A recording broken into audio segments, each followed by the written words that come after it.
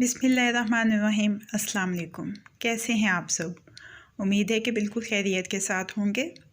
Weekend के लिए जो स्पेशल रेसिपी है वो रेसिपी है कोफ्ता कढ़ी की। कोफ्ता कढ़ी बनाने के लिए कोफ्ते जो मैं इस्तेमाल कर रही हूँ वो स्टीम्ड कोफ्ते हैं। मैंने आपके साथ make and freeze steam kofta की रेसिपी शेयर की हुई है जो चिकन के साथ बनाए थे, तो वही सेम रेसिपी के कोफ्ते मैं इसमें इस्तेमाल करूँगी। रेसिपी का आगाज़ करते हैं।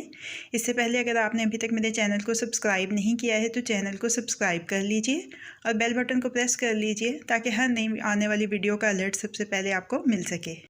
एक प्याली दही लेके अच्छी तरह से फेंट लेंगे। दही थोड़ा सा खटास वाला लेंगे।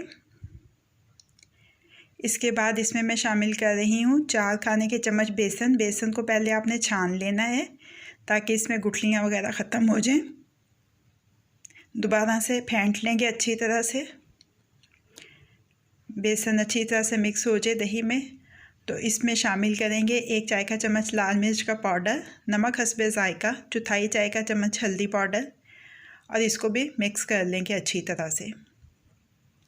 धीमी से दरमियानी आंच के ऊपर एक पतीली रख लेंगे। 2 खाने के चम्मच तेल के डाले हैं। इसमें एक दरमियाने साइज़ का प्याज चॉप किया हुआ डाल दिया है।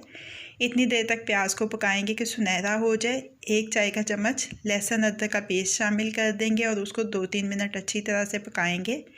पानी का छींटा लगाएंगे और बेसन और दही का जो मिक्स तैयार किया है वो इसमें डाल देंगे और 4-5 मिनट इसको अच्छी तरह से भून लेंगे। अच्छी तरह से भूनने के बाद कि बेसन का कच्चापन दूर हो जाए, इसमें हस्बे ज़रूरत पानी शामिल करेंगे। चम्मच हिलाते हुए इसको पकाएंगे कि ये गाढ़ी हो जाए।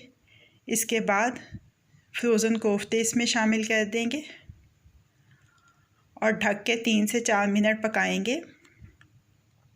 तकरीबन 5 मिनट हो चुके हैं। कढ़ी तैयार हो गई है। अब इसके लिए तड़का तैयार कर लेते हैं। दरमियानी आंच के ऊपर पैन रखा है। चौथाई प्याली इसमें तेल की डाली है।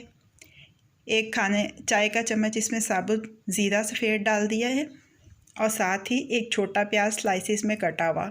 प्याज सुनहरा हो तो इसमें गोल लाल मिर्चें, सब्ज़ मिर्चें और तेज़पत्ता डाल देंगे और इस तड़के को कढ़ी में शामिल कर देंगे। गरम मसाला आधा चाय का चम्मच और सब्ज़ धनिया। कढ़ी हमारी तैयार हो गई है। चूल्हे को बंद करके इसको डिश आउट कर लेते हैं।